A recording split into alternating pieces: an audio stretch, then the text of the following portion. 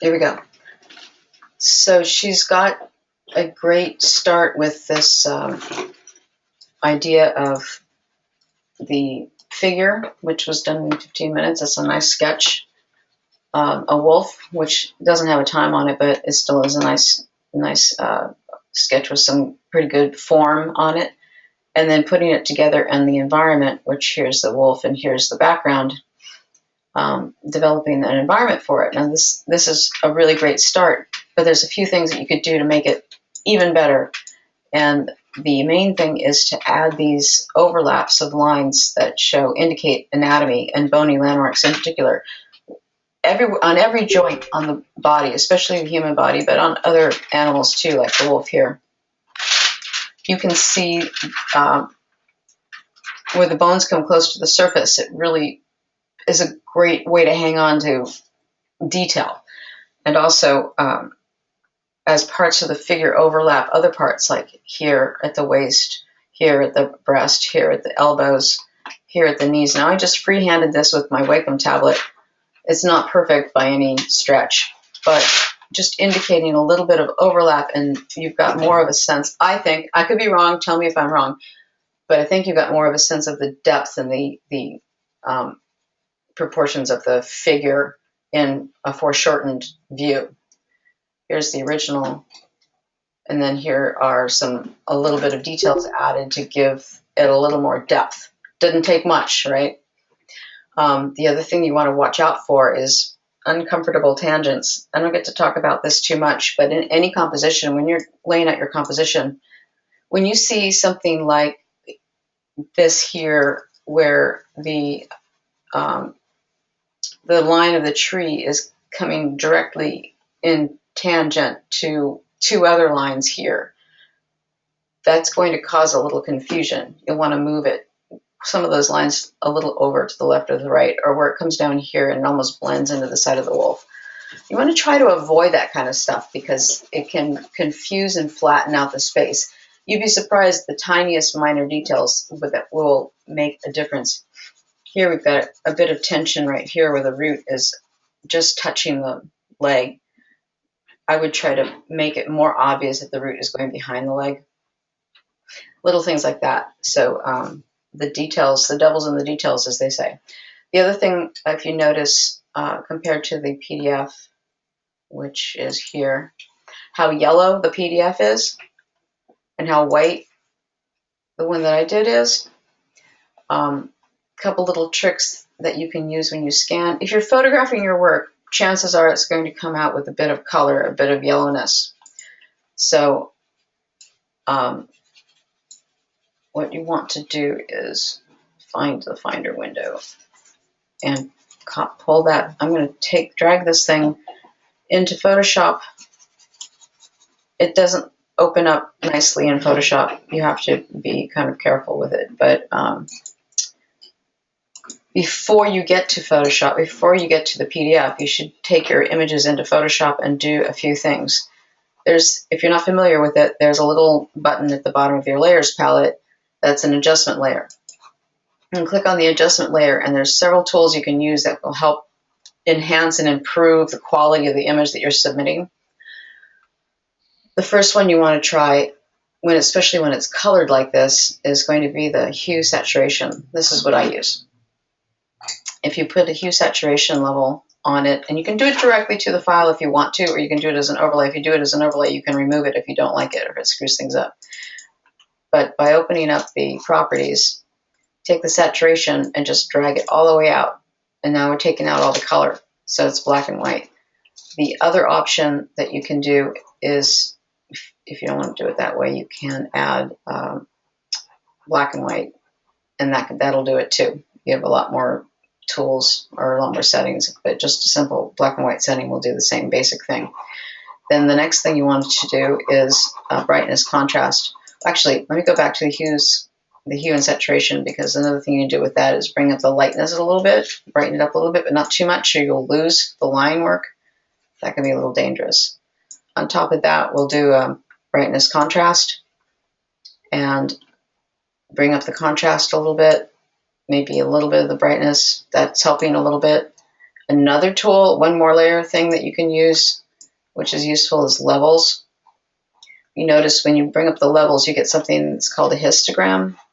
If I take all these other things off the histogram, you'll see the pure color. It's the spikes are where the pixels are concentrated. And we put in this here, and you'll see all the pixels are concentrated right in the middle. You can drag these edges in, these little triangles in from either side, and get much more contrast. You're forcing those pixels to be more compacted so that you improve the contrast. So now you take a look at this compared to this, and now you're getting into a better image. It doesn't always work. Sometimes you just haven't got enough pixel information to manipulate it. In that case, I would suggest rescanning or rephotographing the image. And if you're scanning it, fiddle with the settings on your scanner to try to get higher contrast, maybe a deeper resolution. Instead of 150 dpi, try 300 dpi. If I use any terminology here that you guys don't understand, please ask. Type it in the chat box or something so that I can explain, because it's important in moving forward that you understand all the digital terminology. DPI actually stands for dots per inch, which is a printing term. In digital, you can use PPI, which is pixels per inch, but essentially it's still dots per inch. A pixel is a dot. The higher the number, the more pixels you have within. It's a whole different animal. What? I'm sorry?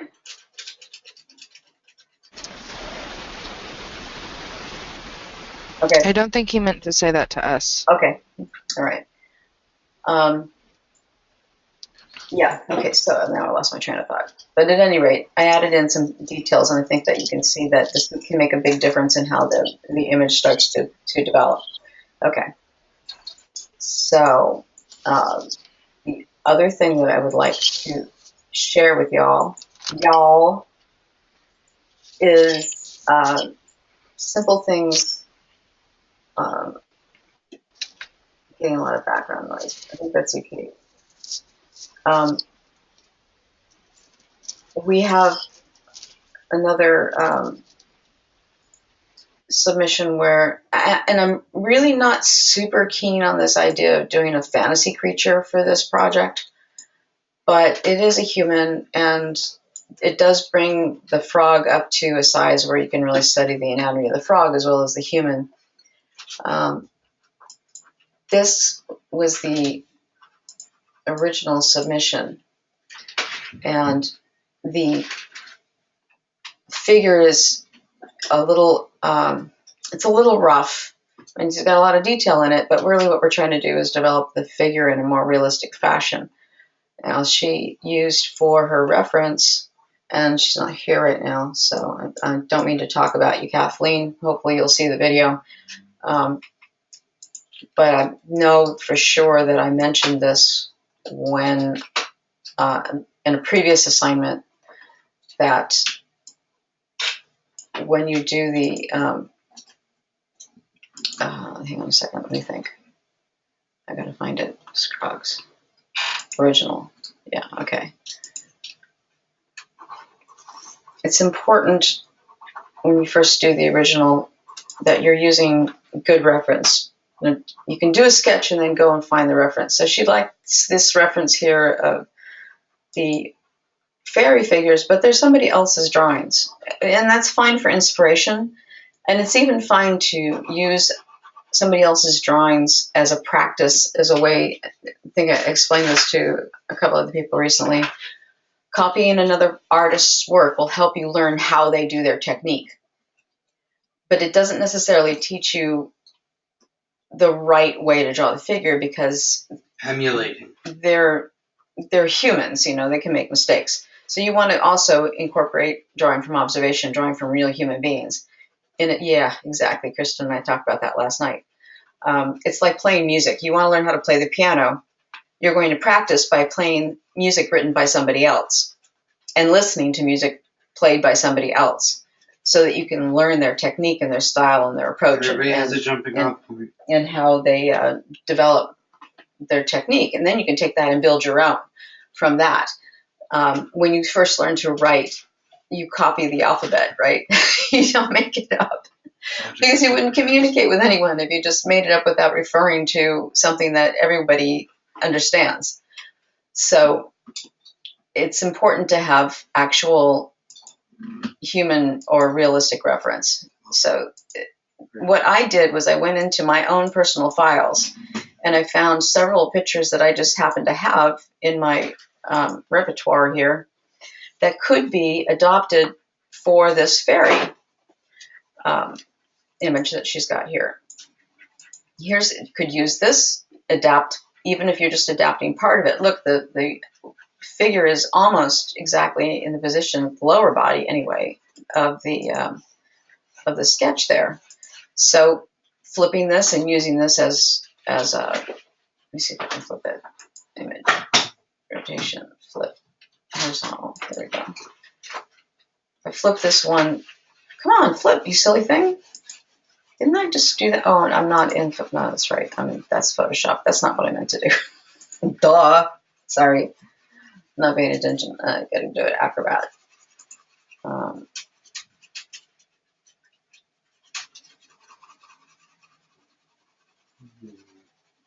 This is really cool. I can't flip it right off of this here.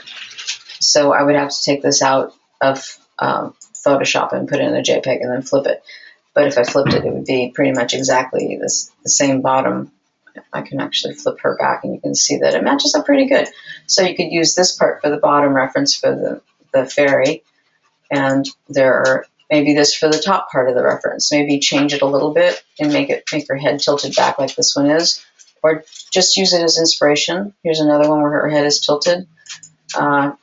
This could be utilized instead as a pose. Maybe she wants to, could use this pose in place of this one. But now you're using a real figure, and this is a pretty good figure. This would work really good as a fairy. I could use this. And these are just things. Here's another one. We could rotate that image ever so pages clockwise. Rotate clockwise 90 degrees. Maybe we'll do another one. Rotate it again 90 degrees. And we've got another version of it, and I might take that and twist it slightly or put a different bottom part on it. Off-topic question, where do you post the recordings of these live sessions? When I do the recordings, I usually will post it in the class. I don't record very often, as I really would rather have people come to the class so that we can go over things individually, and if you have specific problems or questions, I can address them immediately, because, I don't know, I think it's better. And also, I don't like to watch the recordings of myself, and I don't like to make mistakes. So I'm not a real big fan of recording myself. But I'm going to try to do a little, especially when I'm talking about other people's individual work, so that you can see exactly what's going on. So I took her image and did some adjustments to it with the red to try to adjust the figure and the frog. See, the frog is a little bit awkward here, and he's not got the whole figure, and just based on what I know about frogs, I changed the positioning of the figure a little bit, and then that. Now, as far as the wings go, again, you don't want to just make it up or use somebody else's fantasy version of the wings. You want to have something that is real to start with and then change it from there. I actually just went through very quickly and found, crap, this isn't the right one. Sorry. I didn't know we were allowed to do like a fantasy scene like well, I like don't, that, or else I would have done something totally. I don't really encourage it, but in this case, I'm going to allow this particular one unless, whoops, sorry. This is good. It's a good idea. It's mostly a realistic human figure. All we're doing is adding the wings. So I can live with that. Good chance. So if you can convince me, of using the fantasy of what you want, if you can make it worthwhile, there's another figure. But look there's all these wings here. These are easy to find. They're all real butterfly wings. They're not made up wings. There's lots of made up wings too. But you could definitely use any of these for reference. There's a whole other page of wings. And then this one here, I love the color, and it's slightly tilted. And by using this as reference in place of this, you could get a very realistic looking wing attachment on there. However, when she gets into the anatomical part of it, she's going to have to be able to convince me that these wings actually can be anatomically correctly integrated to the back of the human figure, which is pretty advanced. And that has a lot to do with the book that I got that we're going to start referencing. All right. Anybody have any questions on this part of it before I move on? I know I'm moving really fast. No, I do have a comment. All right. Comment away. The book that she is referring to that we are going to be referencing, I do have a digital copy of it. The digital copy I have, I will, if you email me, I will email you a copy of. It is for reference only, not in place of buying your own, but that's the book she's referring to.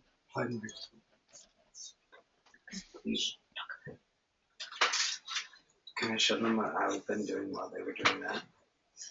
I did freehand. I'm really proud of it. Okay, in a second. This one here, this is Talia's, and it's from the 102. And oh man, I spilled my water over the floor again. Doggone it.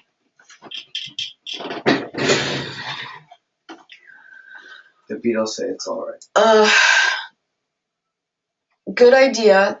We just got to get the figure a little bit more natural. Watch for using forms, cylindrical forms, and masses that will indicate the figure a bit more in 3D. So I also put a red line down the middle of this to show balance. The figure needs to be balanced. Unless you're specifically going to use the sense of being off balance as part of your theme, in which case it's got to be obvious. Can you do me a favor? Can you give me a towel? All this. All right. Okay, so that I think was all of the stuff. Oh, this one here, this is a good one too. It didn't leave me the reference for the figure that was used here. Well, it was a mannequin, so I'm not sure that's the only reference that she used. He, she, I'm not sure. Is this someone that's here right now? No, okay. But this is a pretty good sketch of the tiger, and then just putting the girl and the tiger together, though her head kind of swelled up a little bit. The head's on a little bit on the big side, but it's a nice way of utilizing what you have to put it together into a composition. So using multiple references is a really great way to go. Sometimes, oh, sorry, that's my daughter's text messages. All right.